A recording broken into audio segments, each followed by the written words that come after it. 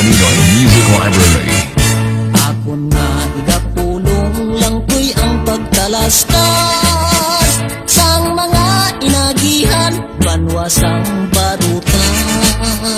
Kabayo nga bukay, ang ngalan si Tamasat.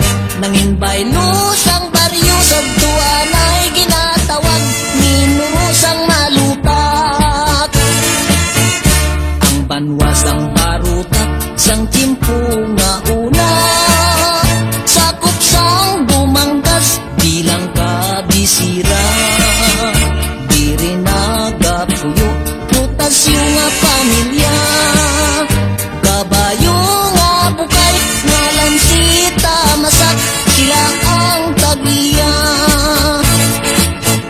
Sang timpo nga una, hinigog matang aduta, ginsakop sang malain, nasyon nga malubha. Mata naton gintabunan, sang maitom nga dagta. Agun ang malain, nila nga ginahimo, hindi naton makita. Kabayong si Tamasat, ang madasig sa tanan. Sa kapin sa duwa, kagatos nga ilagin huktan. Galangoy sa tubigon, pag madalom nga lunang. Sa tanan nga kabayo, ni Simon Putasyo, siya gid ang ginasaligan. Nag-abot sa tuanay, ginatawag pang embargo.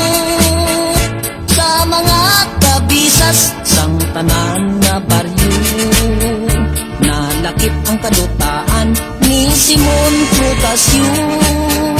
Iya ginatubang, kay lingap kat sila, ini nga asunto.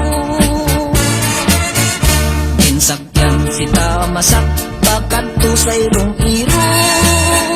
Sa gobernador Silyo, siya ang nakighimbon.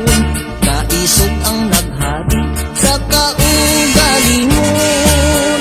Agod na luwas ang tinawo, sa gahom sang katsila, sa pagkaulipon.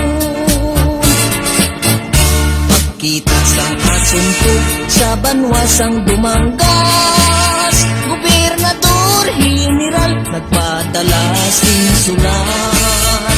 Himulagon ang minuro, nga sadto malutak. Mangin barutak mibo, apang ang igabaylo, si Tamasat nga kabayo. Maninoy Music Library. Diri kag matapos, ini nga kasaysayan. Inagihan kag maragtas, duta kong nalulutan.